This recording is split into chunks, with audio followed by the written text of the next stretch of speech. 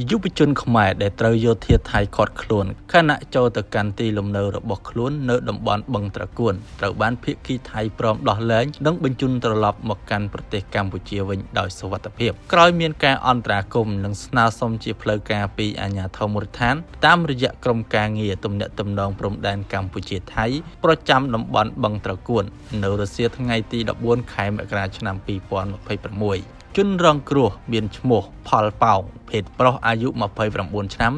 មានទីលំនៅក្នុងភូមិបន្ទាយមានរិទ្ធឃុំគោករមៀតស្រុកថ្មពួកខេត្តបន្ទាយមានជ័យបរិសុទ្ធរូបនេះត្រូវបានកងកម្លាំងជួរមុខថៃឃាត់ខ្លួននៅវេលាម៉ោង 8:00 នាទីថ្ងៃទី13ខែមករាឆ្នាំ2026នៅត្រង់ចំណុចបឹងត្រកួនខណៈព្យាយាមឆ្លងកាត់របងលោះបន្លា